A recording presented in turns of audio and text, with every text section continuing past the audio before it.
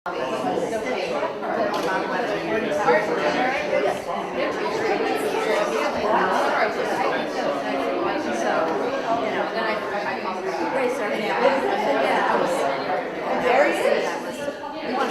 hard to leave though, let me tell you.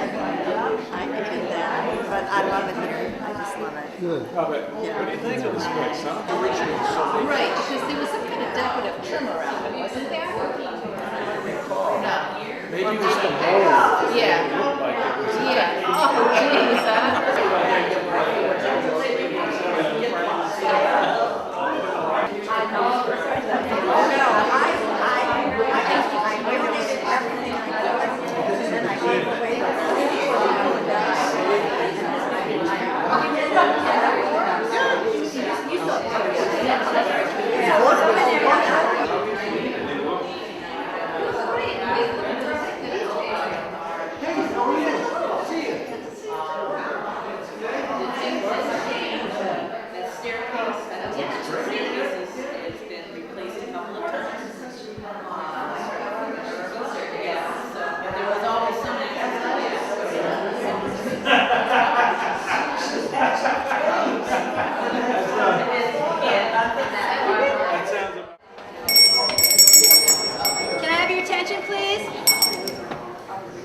We're really very pleased that you're all here today. It's a wonderful event to open the library now, this section of the library after it's been restored. I think it was a wonderful job. We have Wendell Calso and Associates to thank for this. We have the CPC to thank for this. We have so many people in the town of Stowe that gave support to the library in order to make this happen. I'd like to introduce Tim Reed, who's the chairman of the Library Board of Trustees, and we're also very pleased today to have Kate Hogan here, who's a big library supporter, and that's great that we have her here. Tim would like to say something, and I will step down. We built this pulpit here so that we can preach. Welcome from the Board of Trustees to this spectacular new addition to the library, new addition of the old park. What do you think?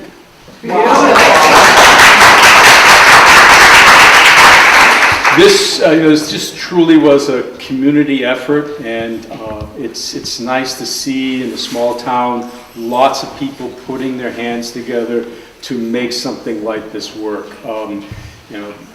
Melissa's mentioned some of the groups. The Stowe Historical Society has been actively involved in this. Selectmen were very supportive of this. Town building, town administrator, Craig.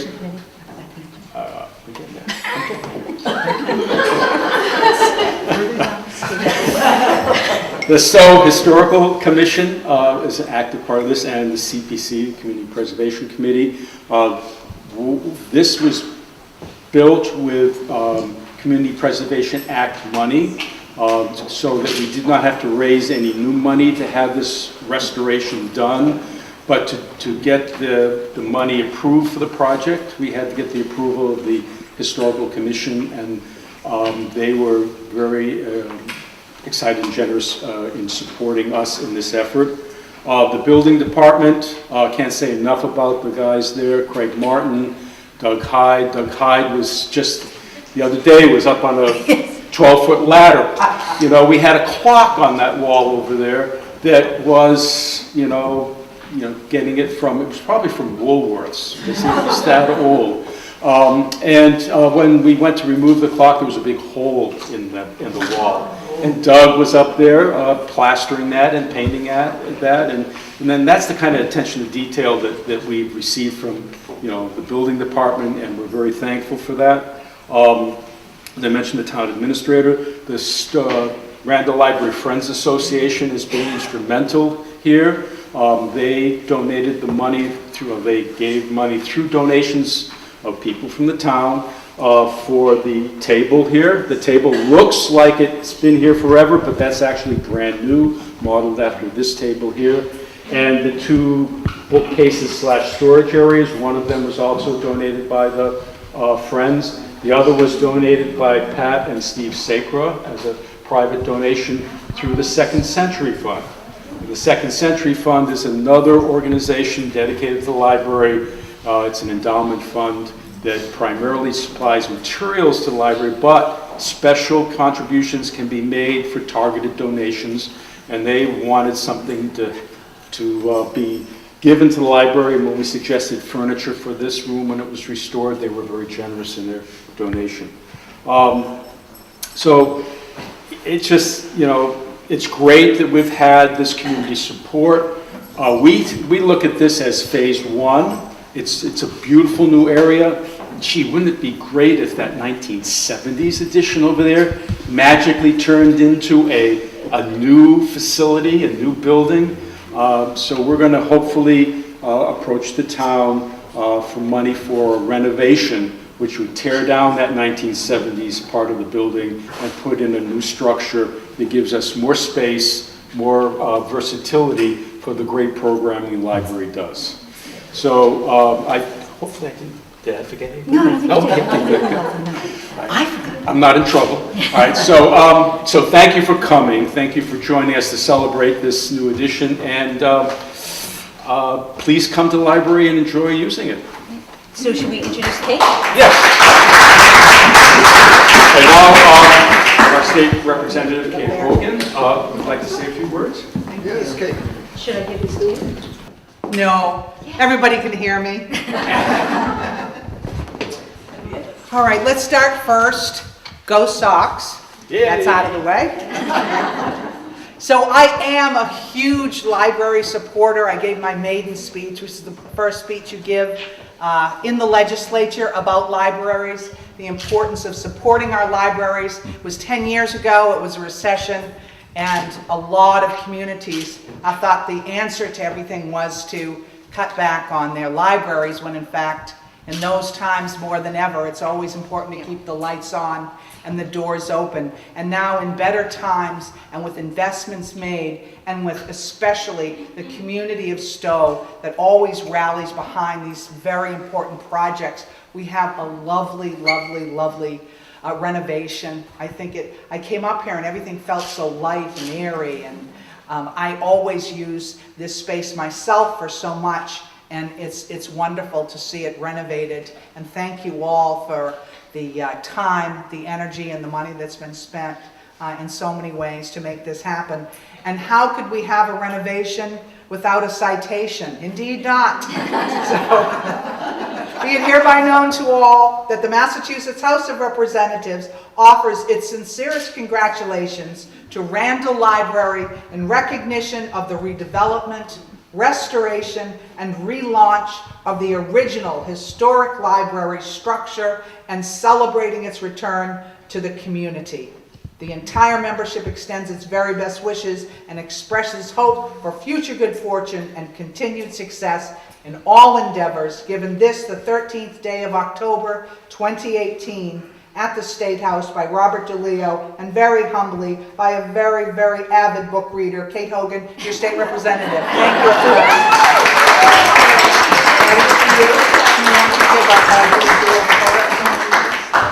Thank you so much. All right, that goes to you. So thanks again, and so eat, drink. There's a fire, you body block the door, you know, like there you go. So is it okay to put a few CDs out too, or is Yeah, this absolutely, inappropriate yeah. for Yeah, us? you can put them right here, or you put them over there, you know, where, okay? Yeah, thank you, that's fine. So I'm gonna be milling around, you set up. Lovely party. Thank you very much. Lovely, lovely room. Yeah, right? Celebration. It's Yeah. just beautiful, and the celebration is lovely, and everything you said was great. Everything Tim said was great. I can Nice. hear the push for the next one. Don't you though? We're all pushing. We're hoping people come in and go, oh, you mean it could look like this? And go, yeah, it could look like this, right? So you're going to stay for music? Paul's setting up now.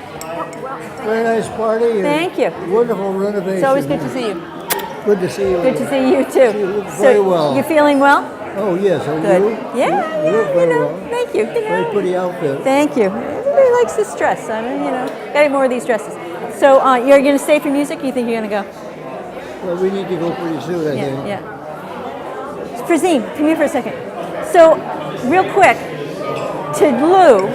So this is Frazine, engineer. You were crucial on making this restoration happen. You actually were the person who was in charge of this particular project at McKinley Colso. So It was a pleasure working. Didn't feel like work. really good. That's good. And I already mentioned the fact that Greg Campbell did a wonderful job with construction. You guys interacted very well. There was never a log jam. I think when He's there a was great contractor yeah, to work with. yeah. And it was a great committee to work with. There you go. That's really nice to hear. So, here is Sharon Brownfield. Sharon Brownfield was the head of the Restoration Committee, the ones who helped choose the architect and the restoration what do you call them? Restoration folk. Sharon and the Restoration Committee, which is made up of 8 people. How many people? Yeah, Jim Salvi, who was our selectman. We had Peter McLaughlin, who was from the Finance Committee. We had Steve Jacoby, who was from the Planning Committee. We had Jelinek. Sorry. That's good. And we had Tom Lamb, he was an architect himself. And then we had Kathy O'Brien and Barbie Wolfington, Worthington. yeah. They did a phenomenal job. It was a lot of work. There were a lot of meetings. There was a lot of sort of trying to read the feel of the community as well as pay homage to the actual, physical structure of the building. You guys did a wonderful job. I can't thank you enough because that was not always easy. And it was very, very, very well done. So thank you. So this is Sarah Chase. She worked with Colso and Associates. She's a historical preservationist.